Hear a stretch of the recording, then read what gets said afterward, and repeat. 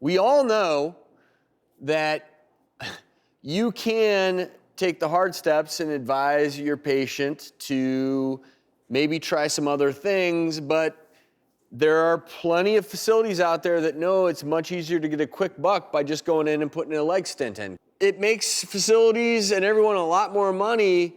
Why are these procedures being performed so much more than they need to be? Well, Travis, first of all, most doctors, as you know very well, do the right thing or always try to. We're talking about an outlier fraction of doctors that are responding to the money.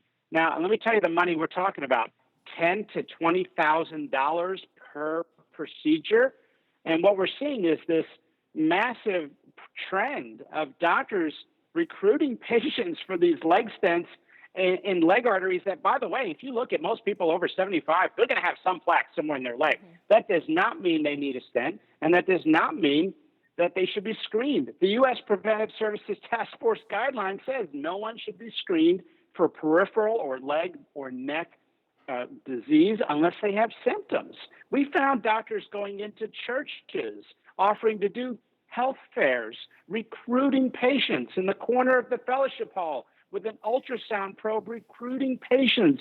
People need to know that medical care gone wrong is a problem. So keeping in mind that they are outliers and the reimbursement is $10,000 to $20,000 per procedure, how much are people making as rogue practitioners when they're doing these procedures overall? Well, our research looked at this, and we found a group are making $4 and $7 million a year. They're making $100,000 a day doing these procedures, and so people need to be aware. We don't want to create hysteria, but people need to be aware when it's not urgent. You need to talk and give a second opinion. Is the best way to avoid these unnecessary medical procedures to establish a good relationship with your primary care doctor and have them be the ombudsman? Because to me, I'm hearing all this as a doctor and my head is spinning thinking about a patient who you are taught to trust the healthcare system. So what is the easiest, best way to avoid these unnecessary procedures? And I'll open that up to both of you guys. Get a second opinion. Yeah, I would say actually go to any topic you've been recommended to have an operation on or procedure and put in the internet prevention of that topic, prevention of leg stent, prevention of heart stent. You'll actually come up with an American Heart Association, American College of Cardiology. It literally took me 14 seconds to find a document on this topic from the American Heart Association that says the minority of people need a procedure. The majority will respond very well to medical, lifestyle, and exercise therapy. And then if you can find a cardiologist or another proceduralist to get that second opinion within maybe those 2 weeks you have. But that may be challenging, but I'd always encourage it. You can do that in the hospital. It'll upset your team to say, I'd really like, or the family to say, let's bring in another team. Grandma insists that we have a second opinion, particularly in the elderly. There are so many options other than procedures in the elderly.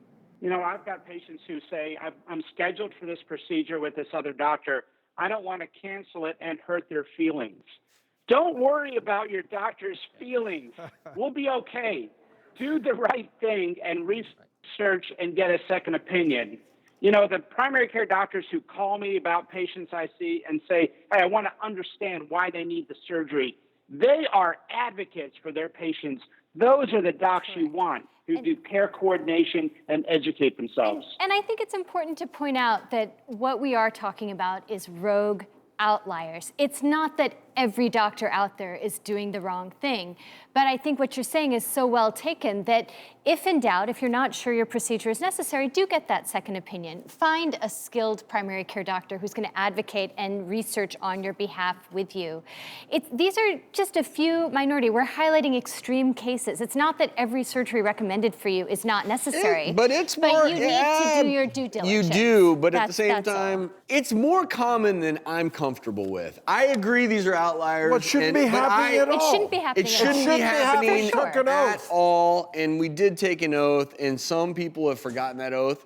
And again, sometimes money wins out over medicine. Dr. McCary, I would just ask you to continue to keep up your great work